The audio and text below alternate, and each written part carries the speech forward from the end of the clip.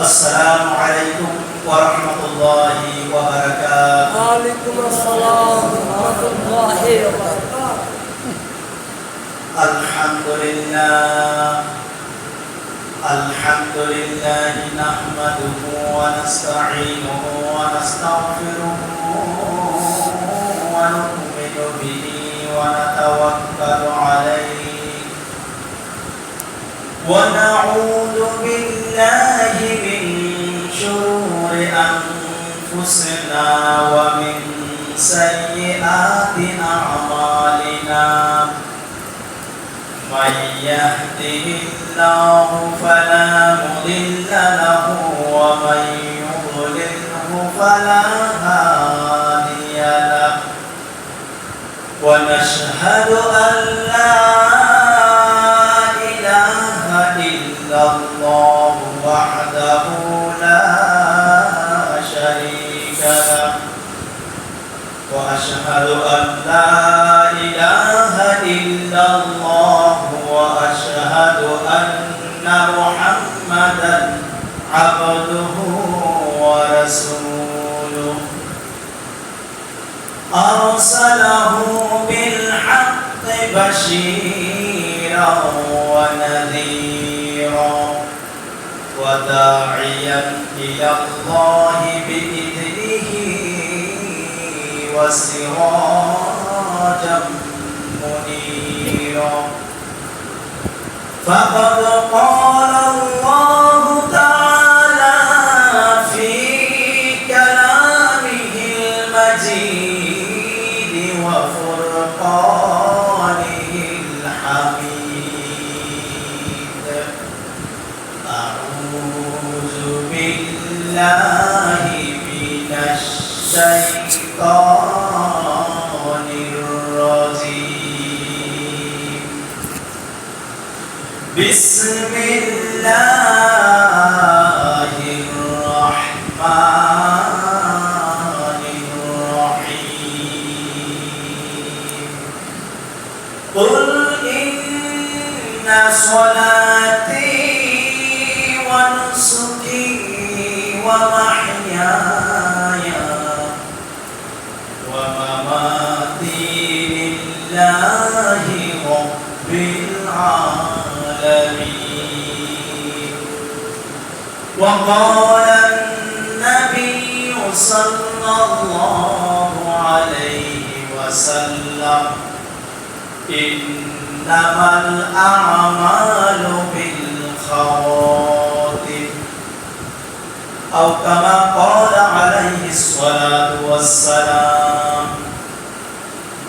إن الله وملائكته يصلون على النبي يا أيها الذين آمنوا صلوا عليه وسلموا تسليما.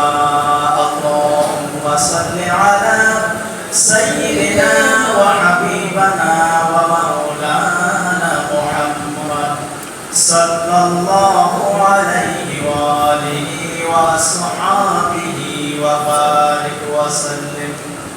بلغ العلا بكماله كشف الدجى بجماله حسنت جميع خصاله. صلوا عليه وآله. هناي فلت بلبل كترنم بينه. هناي فلت بلبل كترنم بينه. سمندهر كليوكا تبسم بينه.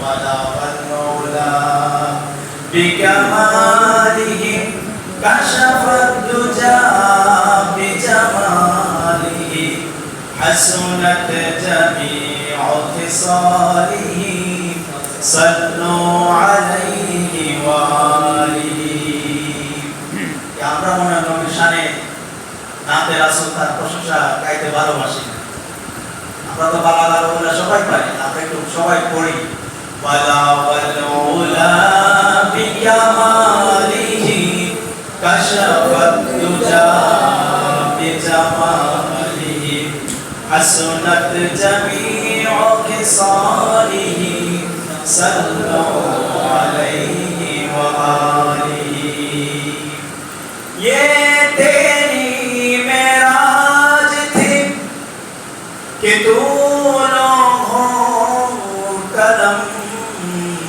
तक पहुंचा ये तेरी मेराज थी कि तू लोगों कदम तक पहुंचा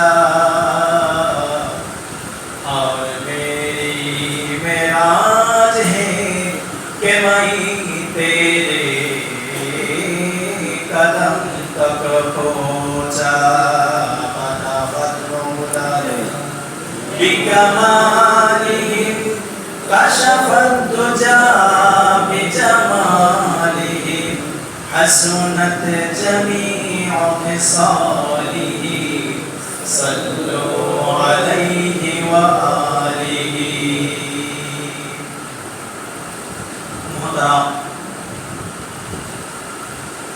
বাহাদুরপুর বাইতুল নাজার জামে মসজিদের মুসল্লিবৃন্দ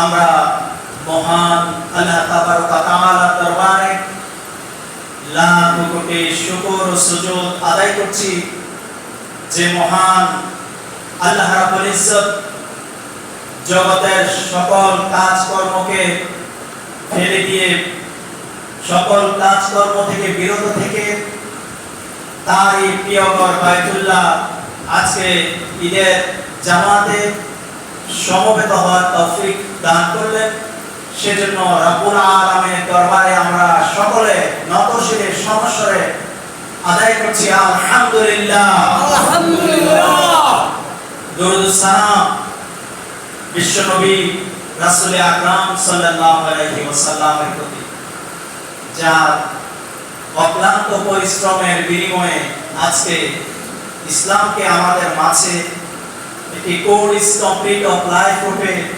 পূর্ণাঙ্গ জীবন বিধান হিসাবে পেয়েছে সম্মানিত এলাকাবাসী আজকে ঈদের দিন তাই সবাইকে এই দোয়া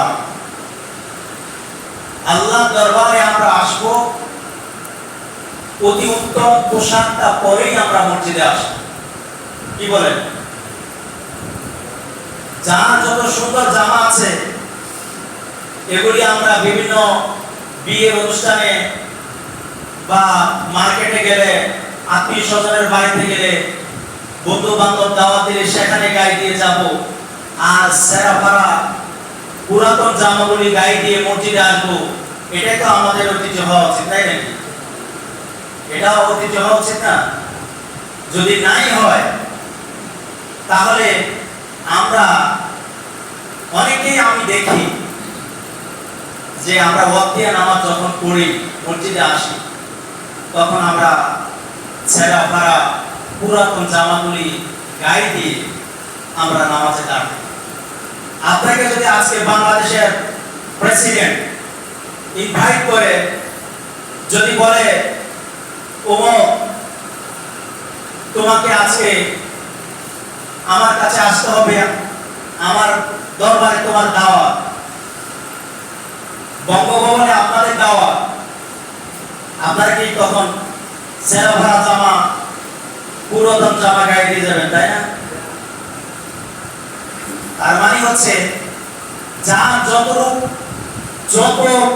পরিমাণ সামর্থ্য আছে সর্বোচ্চ সামর্থ্য দিয়ে সুন্দর সাজগোজ নিয়ে সুন্দর জামাটা দামি জামাটা পরিধান করে আমরা প্রেসিডেন্টের বঙ্গভবনে যাব আমরা তার কাছে যাব সেটাই আমরা চেষ্টা করি তো যে প্রেসিডেন্টেরও ক্ষমতার দিয়েছেন, যে প্রেসিডেন্টের মালিক যিনি, যে বাংলাদেশ ও গোটা বিশ্বের কুল কায়নাতের মালিক যিনি, তার দরবারে যখন আমরা আসি তখন ছেঁড়াপাড়া পুরাতন জামা গায়ে দিয়ে কেন আমরা আসি বলুন তো? আল্লাহ রাব্বুল আলামিন সূরা আরাফের 31 নম্বর আয়াতে বলেছেন, ইয়া বানি আদম খুযু সিনাতাকুম ইনদা কুল্লি মাসজিদ। হে বনি আদম, তোমরা যখন মসজিদে আসবে, আমার দরবারে নামাজ পড়তে আসবে, সালাত আদায় করতে আসবে, তখন তোমরা সুন্দর জামা, সুন্দর পোশাক পরিধান করে উত্তম সাজসজ্জা নিয়ে আমার দরবারে আসো। এটা হচ্ছে আল্লাহ তাআলার আদেশ। খুযু জিনাতাকুম। এটা কি মাওলানা মফিজুল ইসলাম বলছে? কে বলছে? আল্লাহ তাআলা বলেছেন, খুযু, তোমরা ধারণ করো, জিনাত মানে সৌন্দর্য, ইনদা কুল্লি মাসজিদ, সকল মসজিদে, অর্থাৎ ইনদা কুল্লি ওয়াক্তি সালাত, ইনদা কুল্লি সালাত, প্রত্যেক সালাতে যখন আমরা নামাজ পড়তে আসব তখন আমরা উত্তম পোশাক পরিধান করে আল্লাহ দরবারে আসব। আপনি বলতে পারেন মসজিদে না হয়ে না সুন্দর পোশাক পরে, তো আমি যখন মসজিদে জামাত পেলাম না, ঘরের জামাতে ঘরে নামাজ পড়ব, তখন তো আর সুন্দর জামা গায়ে দেওয়ার দরকার নেই, আমাকে কেউ দেখছে না, আমার পরিবার ছাড়া। কিন্তু ভাই, আপনি যখন ঘরেও নামাজ পড়বেন তখন আপনি দাঁড়াবেন তো কার দরবারে দাঁড়াবেন? নামাজ পড়ছেন তো কার উদ্দেশ্যে নামাজ পড়ছেন? আল্লাহর উদ্দেশ্যে, আল্লাহর জন্য দাঁড়িয়েছেন আল্লাহর দরবারে। তো সেখানে কি আল্লাহ দেখেন না? সেই দরবারটাকে আল্লাহ দরবার হতে পারে না? তাহলে ঘরে পড়তে হলে সেদ্ধ গেছে গায়ে দিয়ে বা খালি গায়ে কোন রকম মাথায় গামছা একটা পেঁচিয়ে কিংবা টুপি মাথায় দিলাম কি দিলাম না, এটা তেমন খেয়াল করে না, তাই যেতে খুশি আপনি নামাজে দাঁড়িয়ে যায়। নামাজ পুরুষের জন্য নাভি থেকে হাঁটু পর্যন্ত সতর ঢাকা ফরজ, এতটুকু ঢাকলে আপনার নামাজ হয়ে যাবে। কিন্তু বাকিটা হচ্ছে আপনার জিনাত, আপনার সৌন্দর্য। এই সৌন্দর্য মেনটেন করে আপনাকে নামাজে দাঁড়াতে হবে। মনে থাকবে না কথাটা? সবাই একটু জবাব দেবেন, এগুলো আমার কথা আমি বলি না। তাহলে নামাজে মসজিদে পড়ি কিংবা ঘরে পড়ি, আমরা সর্বদা পাঞ্জাবি গায়ে দিয়ে কিংবা শার্ট গায়ে দিয়ে পরিষ্কার পরিচ্ছন্ন জামা পরে নামাজে দাঁড়াবো, সেটা মসজিদে হোক কিংবা ঘরে। এই কথা আজকে থেকে আমরা আমল করার চেষ্টা করবো, ইনশাআল্লাহ। পারবো তো? ইনশাআল্লাহ। আল্লাহ কবুল করুন। এই গেল প্রথম স্টেপ। তাহলে বলছিলাম, ঈদের দিনে আমরা স্বভাবতই নতুন জামা গায়ে দিয়ে আসি, এটা ভালো। কিন্তু কারো যদি নতুন জামা কেনার সামর্থ্য না থাকে, তাই বলে মন খারাপ করার কোনো কারণ নেই, প্রয়োজন নাই। আল্লাহ রাব্বুল আলামিন নতুন জামা আর দামি জামার দিকে তাকাবেন না, আল্লাহ তাকাবেন আপনার অন্তরের দিকে। আল্লাহ রাসূল সাল্লাল্লাহু আলাইহি ওয়াসাল্লাম বলেছেন, ওয়া ইউশিরু ইলা সাদরি, খোদা ভীতি বুকের মাঝে, আপনার অন্তরের মাঝে, খোদা ভীতি লেবাসে নয়। আল্লাহ রাব্বুল আলামিন সূরা হুজুরাতে বলেছেন, ইন্না আকরামাকুম ইনদাল্লাহি আতকাকুম। ও দুনিয়ার মানুষেরা, তোমাদের মাঝে আমার কাছে সেই ব্যক্তি উত্তম, সেই ব্যক্তি সম্মানিত, যেই ব্যক্তি বেশি পরহেজগার, তাকওয়াবান। তাহলে আমাদের মাঝে কে প্রেসিডেন্ট, কে প্রাইম মিনিস্টার, কে ডিসি, কে এসপি, কে টিউনো, কে চেয়ারম্যান, কে মেম্বার, কে গ্রামের মাতব্বর, কে স্কুলের হেডমাস্টার, কে মাদ্রাসার প্রিন্সিপাল, আল্লাহ তাআলার কাছে তার বিচার্য নয়, তার কোনো মূল্যই নেই, সব কিছু অর্থহীন। আল্লাহর কাছে একমাত্র দামি ব্যক্তি হলো সেই, যে ব্যক্তি বেশি পরহেজগার, যে ব্যক্তি তাকওয়াবান। যে তাকওয়ার প্রায়োরিটি আল্লাহ রাব্বুল আলামিনের কাছে সবচেয়ে বেশি। আর এই রমজান আমাদেরকে তাকওয়ার শিক্ষা দিয়েছে। কি শিক্ষা দিয়েছে? তাকওয়া। সূরা বাকারার 183 নম্বরে রমজান রোজা ফরজ সংক্রান্ত আয়াতটি সেট করা হয়েছে। আল্লাহ রাব্বুল আলামিন বলেছেন, কুতিবা আলাইকুমুস সিয়ামু কামা কুতিবা আলাল্লাযীনা মিন ক্বাবলিকুম লাআল্লাকুম তাত্তাকুন। ও দুনিয়ার মানুষেরা, তোমাদের উপর রোজাকে ফরজ করা হয়েছে যেমনি ভাবে ফরজ করা হয়েছিল তোমার পূর্ববর্তীদের উপরে। কেন ফরজ করা হয়েছে? লাআল্লাকুম তাত্তাকুন,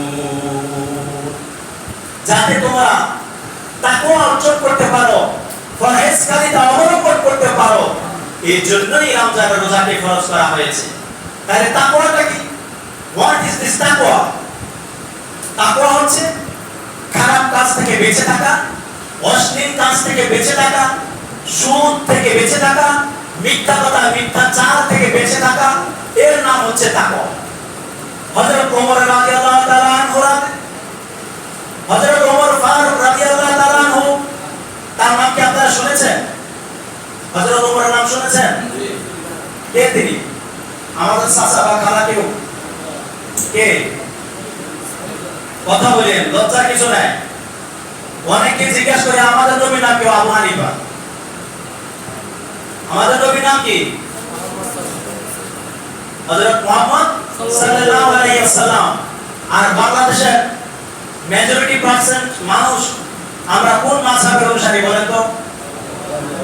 হানাফি মাযহাবের অনুসারী। অনেক মাযহাবে আছে, তার মধ্যে চারটা হলো প্রধান।